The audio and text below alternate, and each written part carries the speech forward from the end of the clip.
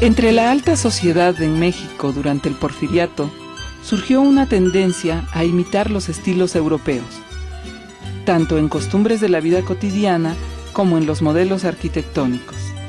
A principios del siglo XX se ideó el proyecto para la construcción del nuevo Teatro Nacional.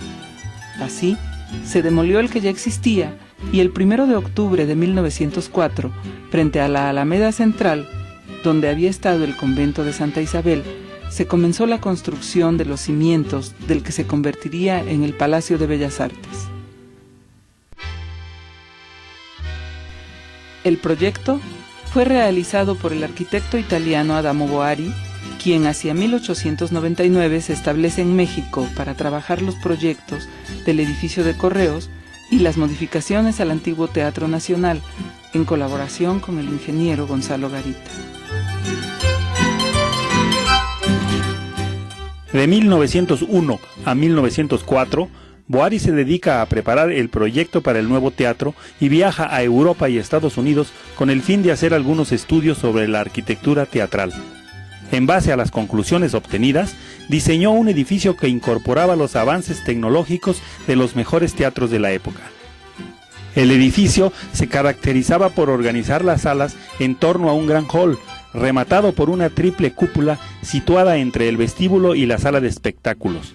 Esta sala tendría forma de embudo para lograr así los mejores efectos acústicos y visuales. Se proyectó un escenario de 24 metros de longitud en el que la orquesta se ubicaría a nivel inferior de la luneta, contando además con instalaciones mecánicas completas. Habría también una sala de fiestas comunicada con 7 logias o galerías y terrazas, un restaurante y un acceso cubierto para descender de los carruajes. Originalmente, la construcción del edificio duraría 4 años, pero se fue alargando a causa de los hundimientos del terreno y del movimiento armado de 1910. Hacia 1915, la obra estaba casi detenida. Boari dejó el país en 1916 y se reiniciaron las obras hasta 1932 bajo la dirección del arquitecto mexicano Federico Mariscal, quien las concluyó totalmente en marzo de 1934.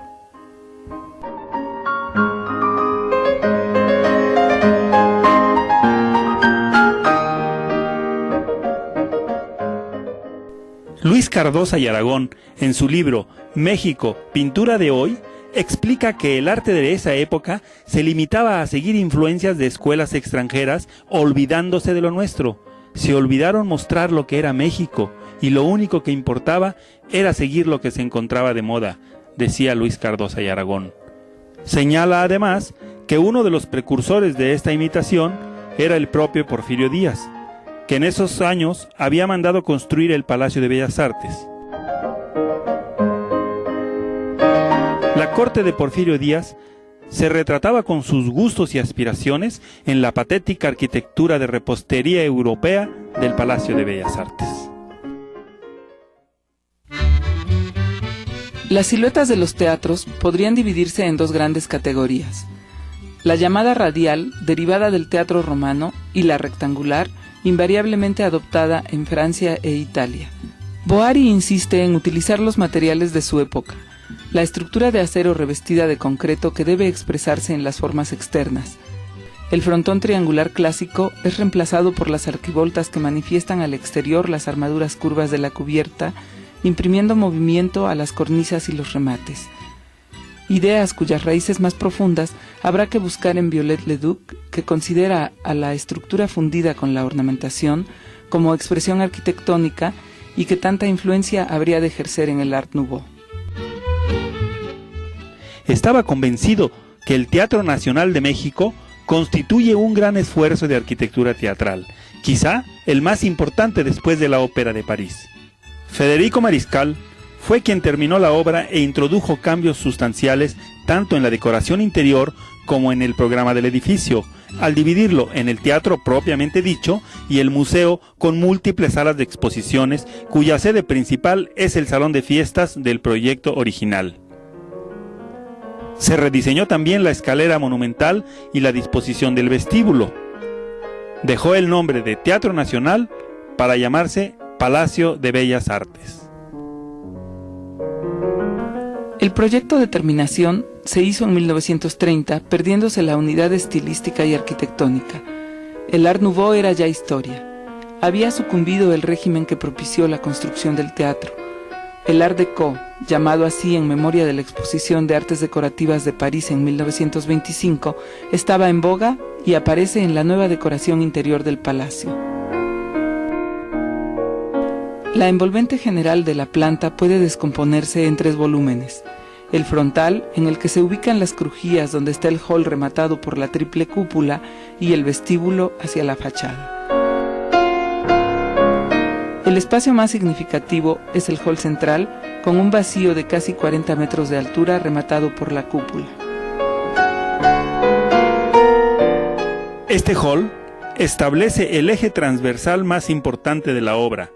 Coincide con el eje principal de la Alameda y acusa hacia las fachadas laterales los brazos de un transepto rematado en cada extremo por un pórtico que es el elemento más sobresaliente de las fachadas laterales y permite a la envolvente de la cúpula descender suavemente hacia el terreno.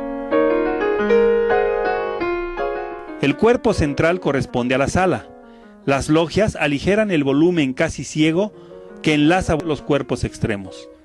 El cuerpo posterior está rematado por el cubo del telar.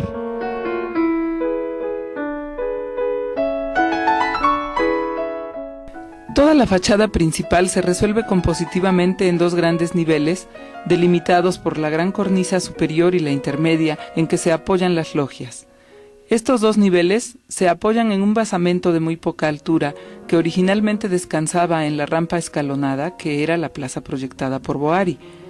Las fachadas laterales están al nivel del terreno original, casi 2 metros por debajo de la frontal. Esta es la diferencia más importante. Lo que en los primeros son accesos a nivel del suelo elevado de la rampa, en los laterales son solo ventanas separadas del piso por la altura del basamento, sobre el que se abre una pequeña ventana de servicio. La esquina vacía acentúa la articulación volumétrica del cuerpo frontal del edificio. Los cuerpos de los tambores en que se apoyan la cúpula central y las 2 semicúpulas contienen las principales modificaciones hechas por Mariscal al tratamiento exterior, ya que elimina la decoración de tipo floral y geometriza las pilastras y los remates para convertirlos en volúmenes definidos por líneas rectas en la envolvente general y los detalles.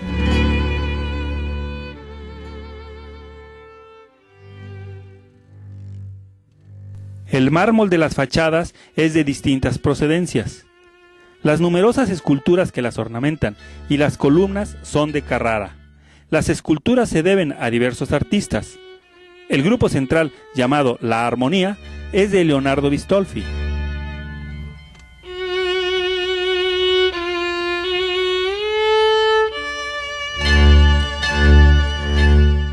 Los mascarones son de Gianetti Fiorenzo y hay otras figuras de Boary.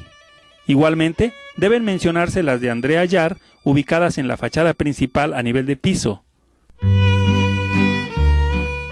Y no debemos olvidar el grupo escultórico de bronce de Gesa Marotti que remata la cúpula principal, así como los Pegasos de Agustín Querol en la Plaza de Bellas Artes que se realizó en 1994 a partir de las ideas de Boary, incorporando además fuentes y jardines.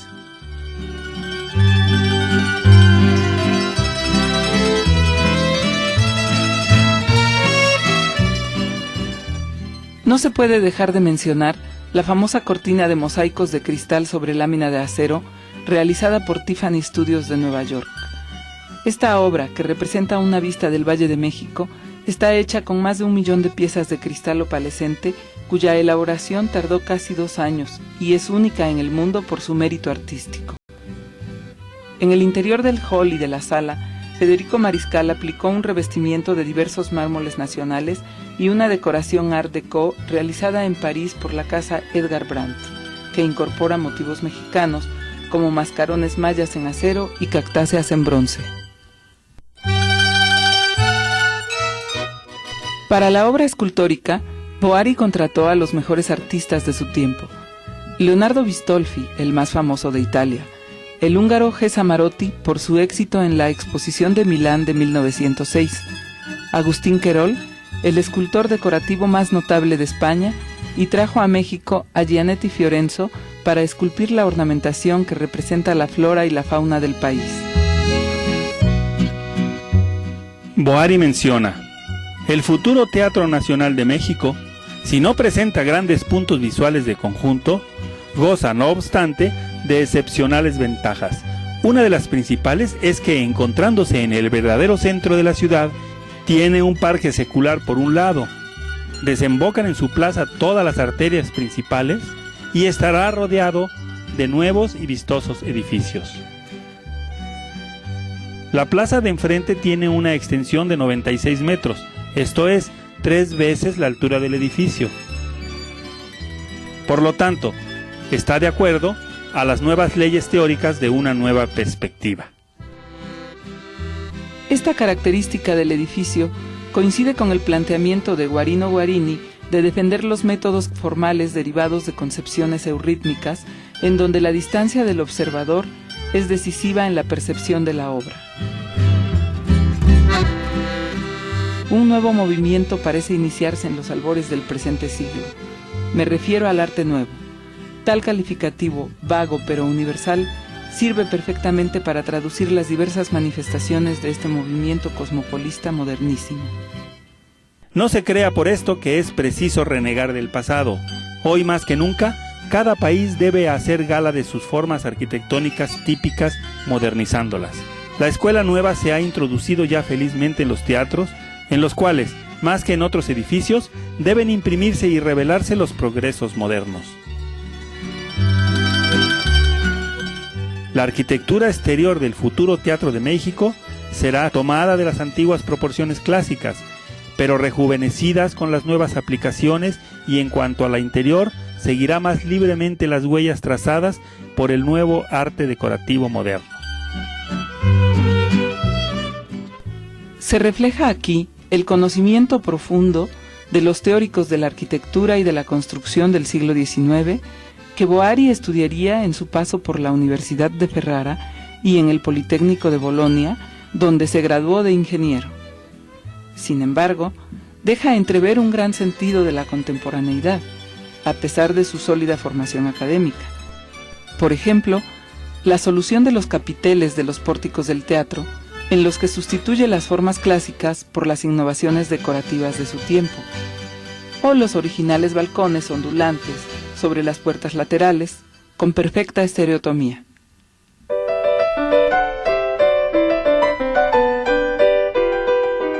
Los trabajos de herrería para el exterior estuvieron a cargo del italiano Alessandro Mazzuccotelli.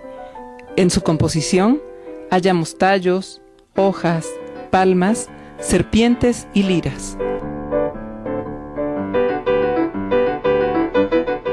La fachada principal, en la planta baja, tiene 3 vanos que corresponden a las puertas de acceso. En el segundo nivel hay 5 más, 4 de los cuales son logias estructuradas por columnas pareadas que flanquean el vano central. En este último se ubica una puerta arremetida, de mayor tamaño, que comunica con una amplia terraza de forma elíptica, en cuya parte superior da marco al emplazamiento del gran tímpano, envuelto por una arquivolta semicircular, el cual contiene el grupo escultórico denominado La Armonía y que le da una gran prestancia a la composición.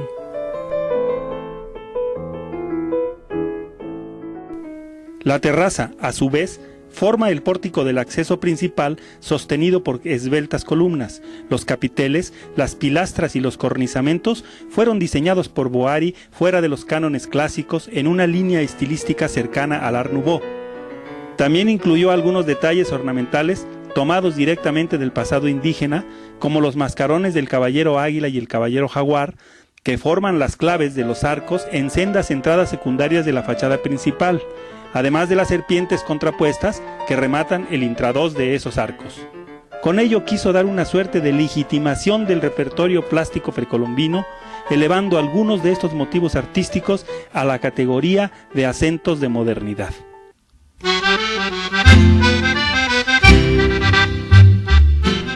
Evidentemente, Boari se ve influido por tratadistas italianos del siglo XVI, como Sergio, Vignola y Palladio, sobre todo por este último, que anteponiendo la funcionalidad recurre a la belleza de la forma, del ornamento y del color de los materiales, y considera que la simetría le proporciona al edificio la lógica constructiva y la belleza, aspectos por lo demás presentes en el Teatro Nacional. El trazo de la planta contiene elementos compositivos del barroco, donde las figuras elípticas juegan un papel importante, como se aprecia en las cúpulas y en los pórticos que marcan los accesos. Adicionalmente, hay elementos para deducir que Boari también estudió los escritos de los franceses Léonce Reynaud y Julien Guadet, los cuales fueron muy influyentes en las concepciones artísticas del fin de siglo y que de cierta manera se podrían adivinar algunos de sus efectos en el diseño del Teatro Nacional.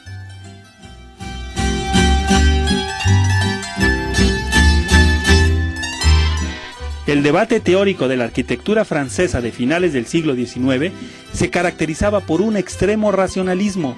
Se buscaba compatibilizar su estética particular con las posibilidades técnicas del concreto. No obstante, la influencia de la École des Beaux-Arts era determinante. Por ejemplo, en la simetría, que era una exigencia que por una parte se basa en la analogía de la construcción con el esqueleto de los animales y por otra en la estandarización y prefabricación de elementos constantes en la construcción. El Palacio de Bellas Artes es el símbolo máximo de la dictadura porfirista. Desde el atributo de palacio, que es manejado de manera ideológica, hasta el concepto de bellas artes como símbolo de una nueva cultura internacional. De la lectura formal encontramos que confluyen todos los movimientos en arquitectura. El Renacimiento se expresa mediante la centralidad y la simetría. El Barroco, mediante el movimiento y la ascensión. El Neoclásico, a través de la pureza del material y el predominio de los elementos columna-arquitrabe. El Art Nouveau, libre y orgánico en las decoraciones y elementos. Y finalmente, el Art Déco, con las geometrías rígidas. En este concierto es interesante que el arte prehispánico es valorizado para integrarse a las decoraciones mediante mascarones o serpientes ondulantes que se integran a los dos últimos estilos. Mediante todos estos elementos, el resultado es definido como eclecticismo historicista.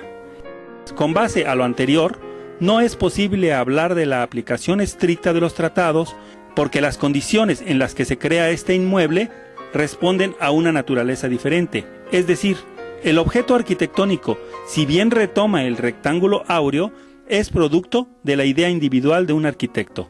Primero Boari y después Mariscal, que se asumen como personalidades libres y autónomas de interpretación cultural.